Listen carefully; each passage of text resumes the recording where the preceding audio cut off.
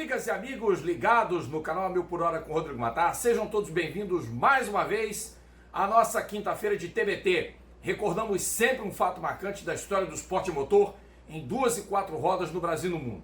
Antes de a gente mergulhar no nosso assunto, deixe seu like, ative as notificações de conteúdo, compartilhe todo o nosso trabalho do canal, faça o A Mil por Hora crescer, inscreva-se, participe do clube de membros, deixe o seu Pix através da chave 025-556-95729 ou o seu valeu demais. É muito importante que vocês compreendam que o algoritmo do YouTube só vai entender que o A Mil por Hora é um conteúdo relevante com cada vez mais inscritos aqui neste espaço. Muito bem, dia 15 de outubro passado, há 40 anos, era feita história na Fórmula 1. Porque acontecia naquela data, num sábado, mais ou menos 10h30, 11 horas da manhã, acho, em Kyalami, Joanesburgo, Grande Prêmio da África do Sul, última etapa do Campeonato Mundial de 1983 da Fórmula 1, um fato que marcou toda a história do esporte motor. É claro que essa tecnologia já existia nos carros de passeio, já existia nos carros da USAC em Indianápolis, e vinha sendo introduzida pouco a pouco nas provas de endurance por construtores como a Porsche e a Renault e outras mais que viriam. Obviamente eu falo do ano em que a BMW superou a concorrência fortíssima da Renault e da Ferrari para se consagrar o primeiro fabricante campeão mundial com um motor turbo, num carro desenhado pelo gênio Gordon Murray e pilotado por outro craque das pistas, o brasileiro Nelson Piquet, que naquela oportunidade, há 40 anos, conquistava um histórico bicampeonato mundial. E essa história do motor turbo na Fórmula 1, ela precisa ser contada exatamente a partir do momento em que a Renault, via Alpine, inicia o desenvolvimento e o preparo dessas unidades nos carros A441, A442 e A443 nas provas de endurance, no Campeonato Mundial de Resistência e nas 24 horas de Le Mans. Foi um investimento maciço. A Renault ganhou Le Mans em 78 e passou a se concentrar exclusivamente no programa de Fórmula 1, que, claro, foi recebido com desdém, numa época em que os motores Flat 12 ou V12 e os Cosworth ainda davam as cartas. Colin Chapman, suprema ironia, já que o Colin assinou anos depois um contrato de fornecimento de motores com a Renault, quando os motores franceses estrearam em 16 de julho de 77 no GP da Inglaterra, no GP da Grã-Bretanha em Silverstone, diziam: não temos esses motores porque eles não roncam, eles pipocam. Mas aí porque tinha o tempo de resposta, o lag do turbocompressor. E era uma ciência muito difícil de ser, num primeiro momento, entendida, porque esses motores tinham pavio curto e vida útil muito pouca. Eram muito potentes, 520, 580 cavalos. Os Cosworth 490, a Ferrari com o Flat 12, 520 e o Alfa Boxer também. Então o problema era equacionar potência com confiabilidade e velocidade. A Renault quebrou a cara e quebrou a cabeça por 3 anos até ganhar a primeira prova com um carro de motor turbo no GP da França em 1º de julho de 79 com o Jean-Pierre Jabouille, na lendária corrida em que nem essa vitória do Jabouille é lembrada. E sim, todo mundo se lembra do embate entre Arnoux e Villeneuve, que valia o 2º lugar. E eu, anos a fio, achei que era briga pela vitória. Não era. A vitória foi do Jabouille. E aí a Renault se beneficiava, em algumas ocasiões, de situações em que o ar rarefeito fazia com que o turbo respirasse melhor. Aconteceu isso em Kyalami em 80 e em Interlagos, em menor escala no Brasil, com 2 vitórias seguidas do René Arnoux e mais outra do Jabouille em Zeltweg, naquela mesma temporada. E foram as primeiras 4 vitórias de carros com motor turbo, mas isso em 4 anos de projeto, vejam bem, hein? 4 anos de projeto, os motores turbo só tinham 4 vitórias. Até que a Ferrari resolveu fazer o seu. Brian Hart foi chamado para fazer o motor da Toleman e a BMW investiu no seu projeto. E Paul Roche, que era o engenheiro de motores da montadora bávara, a montadora da Bavária, ele procurou uma solução muito engenhosa. Pegou blocos de modelos da marca bávara que estavam em ferro velho. Sim, foi isso que ele fez. Fundiu e usinou esses motores de carros de passeio e transformou num bloco super competitivo de competição. Compacto, 4 cilindros em linha, mesma arquitetura mecânica do motor Hart de Brian Hart, o 415T. Enquanto a Ferrari e a Renault tinham a mesma estrutura mecânica. Motores V6 com ângulo de 90 graus na bancada ou 120. Isso variava muito, mas... E depois começaram a fechar os ângulos. A Ferrari, nos anos 80, ela reprojetou os seus motores e passou a usar motores a 65 graus, ou os V12 eram. Enfim, mas acho que os V6 eram 90. Posso estar falando besteira com relação ao ângulo de bancada, mas acho que eram V6 a 90, tanto Ferrari quanto Renault. E aí, o projeto da BMW, ele começa no fim de 80, em segredo, e no meio de 81, o carro que seria usado em 82 já estava pronto. O BT50, que Nelson Piquet e Ricardo Patrese guiariam naquele outro campeonato. Mas esse carro anda assim como a Ferrari 126. Um ano antes, a Ferrari lançou o seu carro no GP da Itália de 80 com o Gilles Villeneuve. E a Brabham levou o BT50 no GP da Grã-Bretanha e andou com ele em treinos livres com o Nelson Piquet. E há fotos que comprovam isso. De que esse motor já existia. E aí eram esses motores contra os Ford Cosworth e os Alfa V12, que ainda sobreviviam na Fórmula 1, que eram motores muito pesados, potentes, mas não eram de todo confiáveis e competitivos. E aí continuou aquela coisa de os motores turbo com pavio curto, a Renault mostrando força, mas quebrando, a Ferrari mostrando mais força que a Renault. E aí, sendo vítima das circunstâncias, das tragédias que se abateram sobre Gilles Villeneuve e Didier Pironi, a Toleman pouco competitiva, isso já no ano de 82, e ainda em 81, a Toleman só fez 2 provas com seu motor Hart Turbo, uma com Brian Hamilton em Monza e outra com Derek Warwick em Las Vegas. E a BMW sofreu para começar a fazer esse motor funcionar a contento do BT50. Tanto que, depois da estreia ruim na África do Sul, os carros correm com Cosworth até Zolder. E aí a BMW dá um ultimato e força a Brabham a colocar um carro com seu motor pelo menos na pista. E esse carro foi para o Piquet. E o Piquet, com toda a paciência de Jó que ele possuía para desenvolver motor e tudo mais, passou pelo vexame da não classificação em Detroit, e o Patrese com o Cosworth até o GP do Canadá. A partir daí a BMW obrigou a Brabham a colocar os 2 motores, os dois carros com os motores alemães, e, não obstante, o Gordon Murray veio com a ideia do reabastecimento. Então era uma outra dinâmica que a Fórmula 1 começava a conhecer. E essa dinâmica do reabastecimento ela é efetivamente inaugurada em Zeltag, no GP da Áustria. Depois, na prova da Suíça, a Brabham consegue uma performance impressionante no seu pit stop. 11, 12 segundos, que era muito pouco tempo para a época. E aí ela impõe um padrão para a Fórmula 1. Mas os motores turbo, tão rápidos quanto frágeis, quebravam.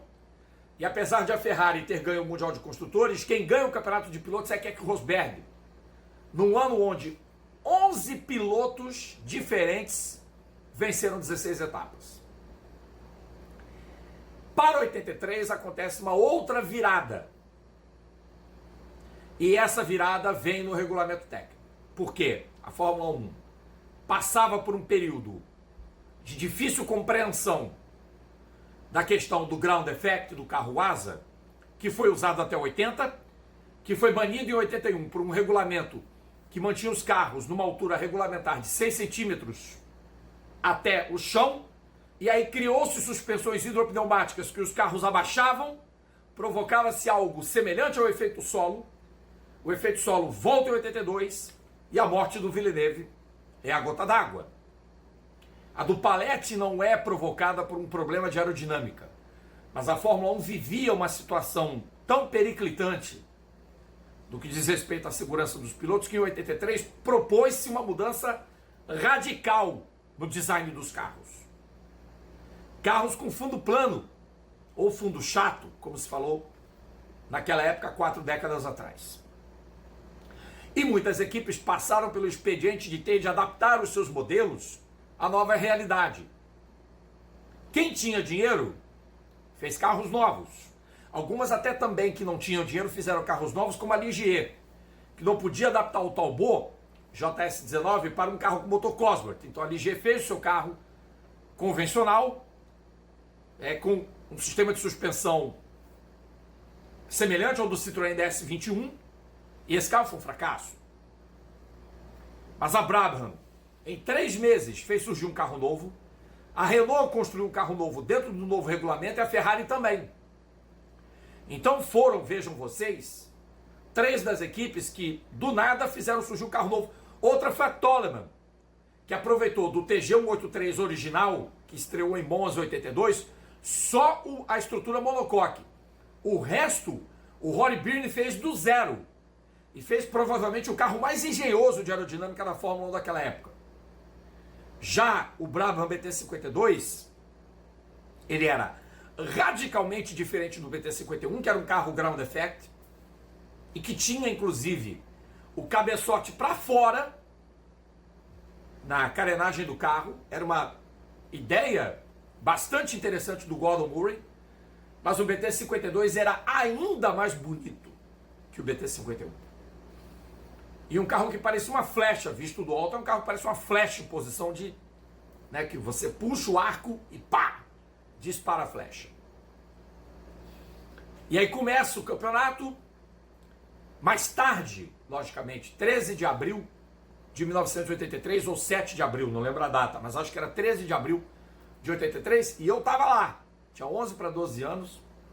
Claro que eu vibrei com a vitória do Piquet, que foi meu ídolo de infância, não nego isso. Várias vezes eu já disse isso. Infelizmente hoje as circunstâncias não me fazem ver o Piquet mais como meu ídolo de outrora. Não renego que torci por ele, mas hoje eu vejo, por tudo o que tem acontecido, tudo que aconteceu nos últimos anos, o Nelson como uma outra pessoa. O esportista foi incrível, o cidadão não é. E não está aqui em questão o cidadão, mas sim o piloto. Certo? Então deixemos o cidadão de lado e falemos do piloto, que começa o campeonato de 83 com vitória. Numa corrida incomum, onde o segundo colocado, que foi o Keke Rosberg, cujo carro pegou fogo no reabastecimento, ele não é reconhecido como segundo colocado e nem ninguém. Nem o Lauda, que tinha terminado a prova em terceiro. Ele não sobe, nem o Tambay, nem o Mark Sucher, nem o Laffite. Laffite tinha sido o 4, Tambay o 5º, Mark Sucher o 6º e Prost o 7º.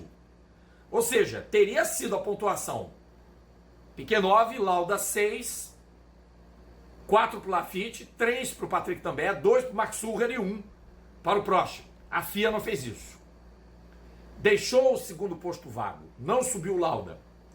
Isso refletiu também na classificação do campeonato para a corrida seguinte, basicamente, o GP dos Estados Unidos Oeste, em Long Beach, onde, ainda beneficiados pela sua durabilidade e confiabilidade, os Cosworth, que já estavam pondo a língua de fora contra os motores turbo, e em 83 entrava a Alfa com o motor V8 de injeção mecânica, mas com turbo compressor, a Renault tendo a Lotus como cliente, a BMW também fornecendo motores ATS, e o cerco se fechando contra Williams, a própria Lotus, que chegou a andar com um carro com motor Cosworth grande parte do campeonato, especialmente o carro do Mansell, que não tinha paciência para desenvolver carro nenhum. Tyrrell, McLaren, Ligier, Arrows, Theodore, Ozella, que depois trocou os Cosworth pelos Alfa V12 aspirados, e Ram. Para essas equipes, a situação iria ficar difícil, mas algumas provas dava ainda para que os carros Corsa pudessem fazer um brilharete. E esses brilharetes aconteceriam normalmente em pistas urbanas. E em Long Beach aconteceu uma coisa incrível, que foi Watson e Lauda largando da 11ª e da 12ª filas do grid, ganharem dobradinha. E o Lauda com o segundo lugar, vitória do Warren em Long Beach, o Lauda assume a liderança do campeonato na segunda etapa. 10 pontos contra 9 do Piquet, que teve problema de freio na rua de Long Beach, 9 do Watson e 6 do Lafitte.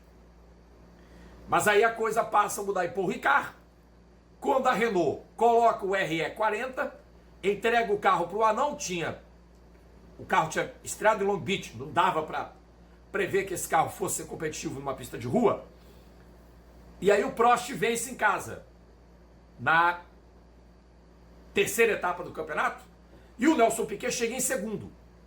E esse resultado faz com que o Piquet volte à ponta da tabela, com 15 pontos contra 10 do anão. Acontece a quarta etapa, Grande Prêmio de San Marino em Imola, e nessa corrida o Piquet largava na primeira fila e o motor do carro dele não pegou na largada, ele ficou sem embreagem na verdade. Largou em último e fez uma corrida incrível de recuperação até o motor se calar, acho que na volta 42, salvo engano.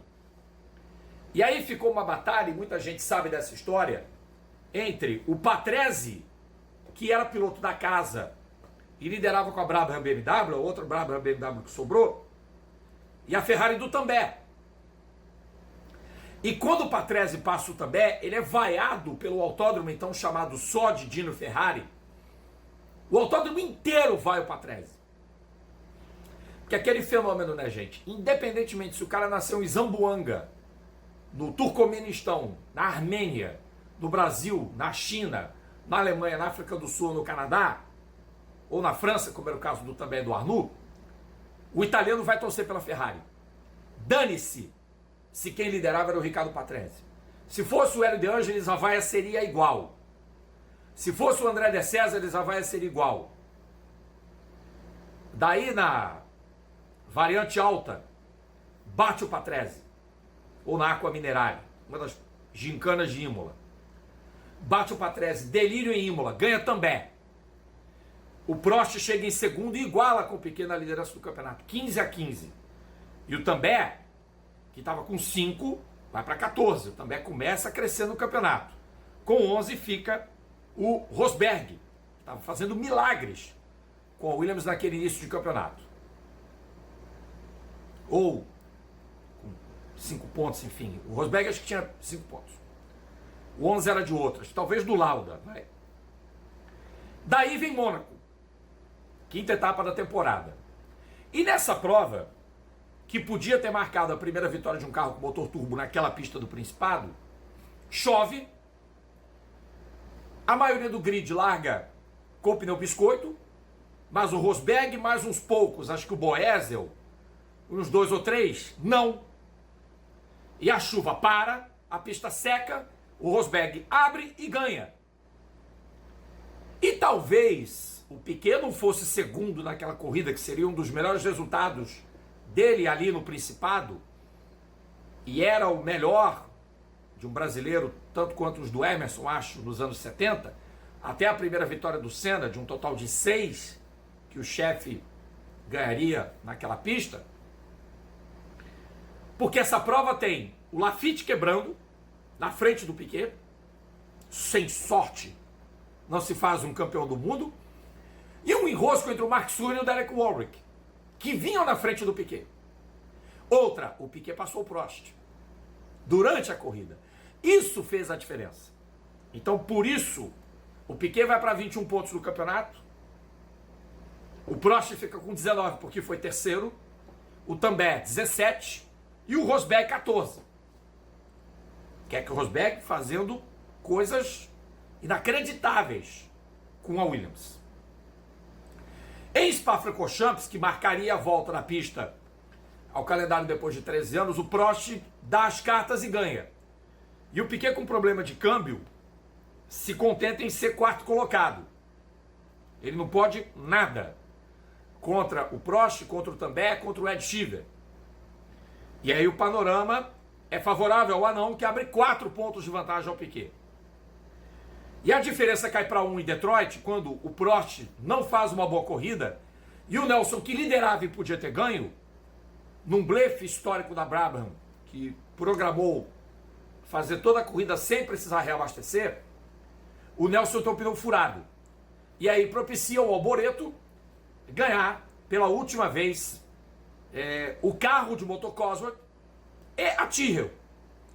É a última vitória do motor DFY, que tinha mudado sua sigla para ganhar uns 20 cavalos a mais. Tinha uma mudança nas válvulas. Tinham feito um preparo dentro da própria Cosworth para o motor atingir 520 cavalos. E era o que dava para alcançar, 520, 530 cavalos. Contra, em classificação, era até covardia. Os motores turbo tinham quase 300 cavalos a mais. E eram preparados para uma volta só. Os turbos eram trocados, para vocês terem uma ideia. O bloco podia resistir, mas o turbo não. O turbo funcionava a uma temperatura altíssima, e todo mundo já deve ter visto os turbos incandescentes daqueles motores nos anos 80. E aí, em Detroit, o Alboreto ganha, o Prost se mantém líder do campeonato, 28, o Piquet 27, Também 23 e Rosberg 22. Notem como, em grande parte do campeonato, o protagonismo é de Prost, Piquet e Patrick Também.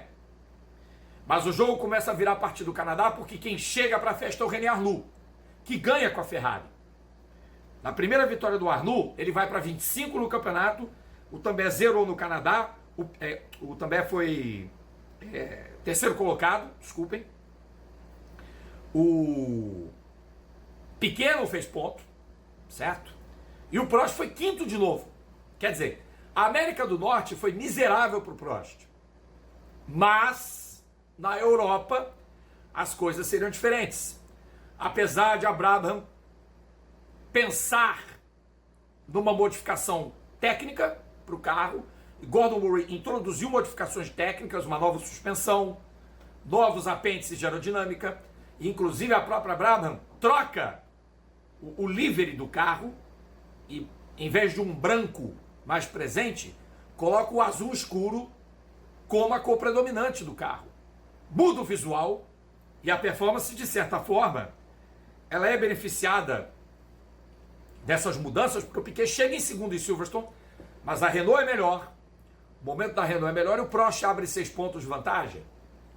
O detalhe é que o GP da Inglaterra é celebrado talvez como a melhor corrida do campeonato. Até porque o Mansell, que era o ídolo local, estranhamente, quando recebe o motor Renault Turbo, fez uma corrida monumental, largou em 18º e chegou em 4º. Foi uma das maiores atuações do Mansell até então, na sua incipiente carreira de piloto de Fórmula 1. E o Mundial apresentava 39 pontos para Prost, 33 para Piquet, 31 para Patrick Também e 25 para o René Arnoux, que não pontuou. Na Alemanha, em Hockenheim, as 25 para o Keck, registre-se. Esses 25 pontos eram do Rosberg, não eram do René Arnoux, não. O Arnoux tinha 19. E aí, em Hockenheim, no GP da Alemanha, quebra o motor do Piquet na casa da BMW. Igual aconteceria em 82. Mas o Piquet resolveu bater no Salazar, fazer todo aquele teatro, blá blá blá. O Prost é quarto, Também não pontua, Piquet também não. Arnoux ganha e sobe para quarto com 28. Então vejam, era um dos momentos baixos do Nelson na temporada. E ficaria pior após o GP da Áustria, porque ganha o Prost de novo. Segunda vitória em 3 provas. O Arnoux termina com 34 pontos, porque chega em segundo, à frente do Piquet, e o Também com a 4ª posição, faz com que o campeonato fique Prost 51, Piquet 37, 34 para René Arnoux e 31 para Patrick Também. Para o GP da Holanda, chega outro motor turbo, o motor Porsche. Antes, na Grã-Bretanha, a Spirit, que era uma equipe de Fórmula 2, estava, de forma experimental, com o motor Honda, E a Williams já tinha assinado um contrato para a partir de 84, mas com previsão de estreia da unidade Honda com o seu carro de 84 na última etapa do campeonato. Então, o funil era cada vez pior para os carros com motor aspirado.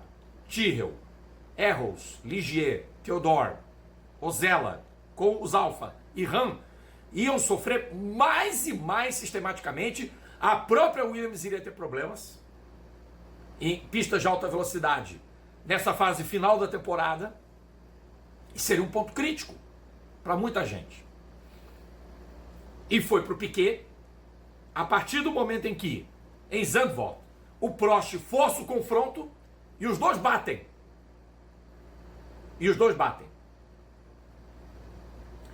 Mas o castigo vem a cavalo, o Prost também bate e abandona. Provavelmente por uma pouca sustentabilidade do trem dianteiro da sua Renault. O grande problema é que o Arnoux ganha.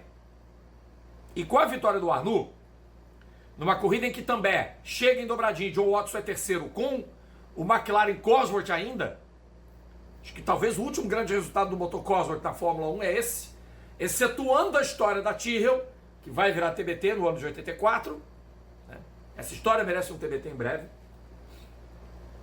E daí, o Piquet está 14 pontos atrás do Prost, com o Arnoux se interpondo entre eles. E aí o Piquet solta a frase que certamente a francesada riu, porque achou que era piada.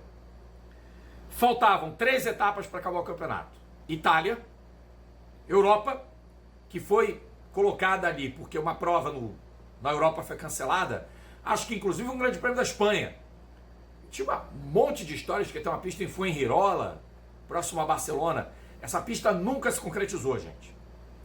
Então, o Nelson vacilou para a imprensa. Eu vou ser campeão mundial outra vez. Podem acreditar que as inovações que o Gordon está propondo vão tornar o nosso carro invencível. Podem anotar que daqui para frente só vai dar Brabham nas últimas 3 provas do campeonato. Essas inovações, claro, ainda vinham do GP da Grã-Bretanha, mas havia um outro trunfo. Segundo, depois, se comentou a boca pequena, e os franceses choram isso até hoje, a gasolina do Nelson e do Patrese teria um aditivo de foguete para aumentar a octanagem do motor, aumentar a octanagem da gasolina, desculpem, e provocar uma melhor queima do combustível dentro das câmaras de combustão, dar mais potência ao motor, BMW, e logicamente o carro ser melhor do que Renault e Ferrari. Mas não era só isso. Havia o trabalho incansável do Gordon, o trabalho incansável do Nelson na busca da perfeição e trazer confiabilidade ao equipamento. E o Nelson, com essa bravata, podemos dizer assim, porque foi uma bravata para os franceses, o Nelson incomodou a francesada. Eles riram, mas não puderam rir no GP da Itália. Quando é disputado o GP da Itália, a 13ª etapa do campeonato, aí os franceses percebem que o jogo vai ser pesado. Porque é uma corrida em que o motor Renault se entrega do carro do Prost, que não andou nada nessa prova. O Piquet liderou praticamente de ponta a ponta o GP da Itália, de 83. Arnoux não pôde contra ele, também menos ainda. E o Ed Shearer, que era o segundo piloto da Renault, foi acusado de falta de combatividade contra o Arnoux e foi demitido da Renault para o campeonato de 84. Então era um momento em que o Jean Sage e o Gerardo Carouge, mais os outros engenheiros, o Michel Bourgeon, Michel Tetou, enfim, os que trabalhavam com a Renault, Michel Tetou, desculpem, era engenheiro da Ligier, mas o Michel Bourgeon trabalhava lá, junto com o Gerard Larousse, enfim, Jean Sage. A Renault começou a sentir a pressão que vinha do lado da Baviera, que vinha do box da equipe pertencente ao dono do espetáculo Mr. Bernie Ecclestone, que compraram a Brabham em 72 e lutava anos e anos e anos para ser campeão do mundo. E ganhou em 81 com um carro inferior e, pelo visto, ganharia em 83 um título de pilotos, sendo a Brabham a terceira força das equipes, porque o carro do Patrese quebrava muito, a Ferrari era mais consistente com a dupla Arnoux e Tambay, e a Renault tinha o Prost e o Chiver com seus brilharecos. Então, quando sai o Mundial de Monza, a situação é Prost 51, Arnoux 49, Piquet 46 e Tambay 40. E o golpe nas pretensões do Tambay vem em Brands Hatch, no GP da Europa, numa outra corrida monumental do Piquet, onde o Arnoux também não faz nada e o Prost chega em segundo. E aí, meus amigos e minhas amigas, 57, 55, 49, 40, e o Piquet repetindo a frase: vou ser campeão mundial de novo. E ao contrário da animosidade que se estabeleceu anos depois entre o Prost e o Senna, o Piquet e o Prost não tinham nada de animosos, até porque em Kyalami eles se deixaram fotografar juntos, jantaram juntos. E o Piquet falou: eu entendo como você se sente da pressão de ser campeão mundial, porque eu já passei por isso. O Piquet tinha sido vice em 80 para o Alan Jones e campeão em 81 numa temporada duríssima contra o Carlos Reutemann. Duríssima, e ganha na pista, não fora dela, como muita gente pode querer parecer crer, que houve um dolo no título do Piquet. Isso tudo é mimimi de perdedor. E aí vem 15 de outubro de 83, um sábado. Piquet foi o campeão dos sábados, que ganhou Vegas em 81 no sábado. Ganhou o título mundial de 83. Todo mundo sabe, né? Piquet foi bicampeão, porra. No sábado. E o título dele é oficializado de 87 num sábado, quando os médicos vetam o Mansell da disputa do GP do Japão. Aí dirão: ah, mas o acidente foi na sexta. É, mas o veto oficial é sábado, porque ele é impedido de correr. E aí é oficializado o título do Piquet. O Piquet corre o GP do Japão já campeão mundial. 4 anos depois de 83. E a prova de 87 estabelece, de 83, perdão, a corrida de 83 estabelece o seguinte: que a Brabham deu um baile na Renault e na Ferrari. Mas foi um baile na Renault e na Ferrari. Um baile. A Ferrari não pôde fazer nada. A Arnoux quebrou cedo. E teve um outro detalhe. Todo mundo achava, em algum momento, que a tática da Brabham seria a seguinte: colocar o Patrese de coelho e o Piquet de escudo. Foi exatamente o oposto. O Piquet largou de coelho para forçar a quebra dos adversários, para fazer uma armadilha contra a Renault e a Ferrari. E o Patrese de escudo. Foi o oposto. E deu muito certo. Porque quebrou o Arnoux, o Tambay não fez nada, já estava fora da briga pelo campeonato, também puderam. E o Prost quebra mais ou menos na metade da corrida. E aí o Piquet, malandramente, como diz aquela musiquinha da Menina Inocente, o Piquet tira o pé, né? Vocês devem ter visto a corrida já, se não viram, estão vendo as imagens. O Lauda passa por ele, o Patrese já estava liderando. Foi um prêmio de consolação para o Patrese, que foi um escudeiro fiel e um grande amigo do Nelson nos 2 anos em que eles trabalharam juntos na Brabham, em 82 e 83, e o Patrese só não fica para 84 porque o Ecclestone propõe uma renovação de contrato em valores muito modestos e o Patrese achava que o passe dele valia mais e ele se bandeia para a Alfa Romeo. E a Parmalat até pressionou para ter um italiano, mas quase que em 84 o companheiro do Piquet foi ou o Ayrton Senna ou o Roberto Guerreiro. E o Roberto andou em teste com a Brabham, Senna também, no circuito francês de Paul Ricard, depois da temporada de 83. E no final, o Nelson tira o pé completamente, deixa o André de Césares superá-lo, é uma dobradinha italiana, uma das raras dobradinhas italianas da Fórmula 1 dos últimos, 40 anos. Talvez alguma com o Moretti De Angelis, ou De Angelis com alguém, não lembro. O Nannini, enfim. Acho que Nannini e Patrese, talvez, no GP do Japão de 89, mas isso é outra história. O Mutsen terceiro, acho que foi isso. Mas Nelson Piquet Sotomayor ganhou o título mundial há 40 anos. A Brabham, com o seu BT52, com todas as incorporações de aerodinâmica que a Ferrari tinha proposto desde o início do campeonato, com as mini asas nas derivas laterais do aerofólio traseiro, um carro que na configuração de classificação superava 1000 cavalos de potência, que era um foguete, segundo o Patrese. O Nelson, não sei se por desdém ou por alguma razão, passou a dar entrevistas recentemente dizendo que o carro não era tudo isso. Enfim, não era eu quem guiava, era ele.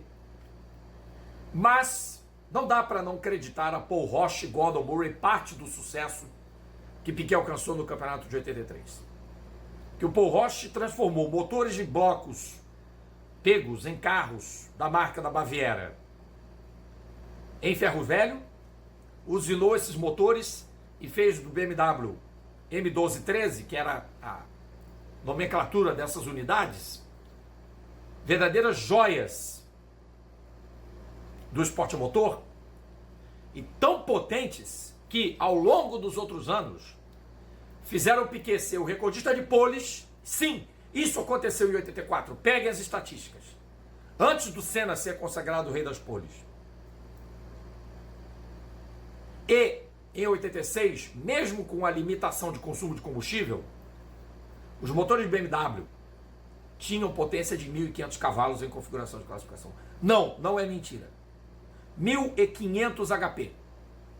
Numa época em que todas as equipes da Fórmula 1 já estavam com motores turbo, e um grid inteiro de carros turbo veio numa corrida cujo TBT nós já mostramos aqui, que foi a última vitória do Lauda. O GP da Holanda de 85 foi o primeiro em que o grid completo tinha carros com motor turbo.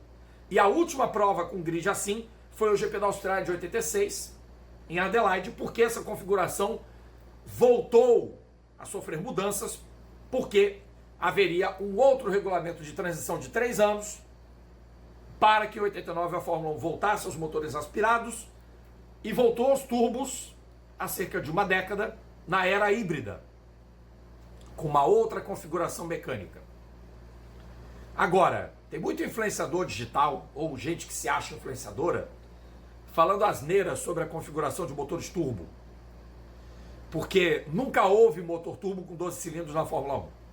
Isso é uma grande mentira. No máximo houve o V8 da Alfa, os 6 cilindros em V da Renault, da Ferrari e da Honda, e da Porsche com o cabeçote Technics da Vanguard, os 4 cilindros, e os 6 da Motor Moderne, que forneceu motores para a Minardi e também para a GS, e os 4 em linha de Brian Hart e da BMW. Depois passaram a se chamar Megatron, e a posterior a Zack Speed, que estreou em 85.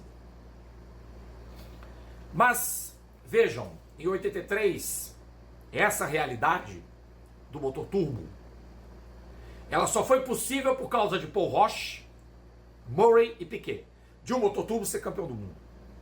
Porque o Prost, que liderou do GP da França até, desculpem, do GP da Bélgica até o Grande Prêmio da Europa, ou seja, da 6ª etapa até a 14ª, o Prost fez o que estava ao seu alcance para não ser campeão do mundo.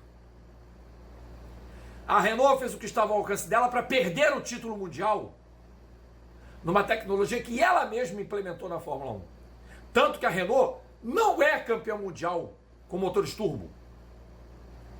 Ela só ganha títulos com unidades aspiradas na Williams, com Prost, com Damon Hill, com Jacques Villeneuve e a equipe própria com Fernando Alonso. Ganha com Mansell também em 92, evidentemente. Mas veja o caminho que a Regi seguiu para ter seu nome encravado na história da Fórmula 1. De uma outra tecnologia, inclusive a Renault foi pioneira com os motores de 10 cilindros. Isso é o mérito dela, motores V10 a 72 graus. É o mérito da Renault implantar uma outra tecnologia de construção de motores com 2 cilindros a mais, ao invés do 8 e do 12. Procurou uma solução alternativa que deu certo, assim como a Honda fez igual. A própria Judd depois faria motores de 10 cilindros, não com a mesma expertise, evidentemente. E, aliás, o John Judd, trabalhara produzindo os motores Repco Brabham e também blocos Honda, Yamaha, enfim. Mas a BMW, a montadora da Baviera, é quem entra para a história. Não é a Ferrari, que também não ganhou com motores turbo, e não é a Renault. É a BMW, depois a Porsche, com os motores TAG, se tornariam os mais confiáveis e os mais duráveis da Fórmula 1 por 3 anos, e os Honda, que ganham com Piquet e com Senna. Para a Renault e para a Ferrari, sobrou algumas façanhas, logicamente. A Ferrari foi campeã mundial de construtores 2 vezes, porque tinha duplas mais consistentes do que Brabham e Renault. Isso é um fato. Isso é um fato. Isso é um fato. Mas em 84, 85, 86, 87, 88, ganharam as melhores equipes. Embora, em 86, o Prost estivesse já numa situação de inferioridade em relação aos motores Honda. E o Senna mais ainda com as Lotus Renault. Mas foram anos, a partir de 83, em que a tecnologia do turbo passou das cartas, os carros ficaram ainda mais velozes, carros quebravam muito, em profusão, em demasia, mas era uma Fórmula 1 que terá deixado saudades? Eu creio que sim.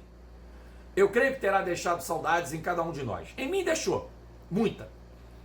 E é por isso que o TBT existe, para a gente matar a saudade, falar coisas que nos são caras, dentro do escopo do motorsport, saudar a genialidade de Gordon Murray, do falecido engenheiro alemão Paul Roche e de Nelson Piquet Sotomayor, porque o Nelson, dentro das pistas, foi realmente um grande. Foi grande, foi gigante, e seus 3 títulos mundiais não estão aí para nos deixar mentir. Estão aí para não nos deixar mentir. O que aconteceu depois é outra história.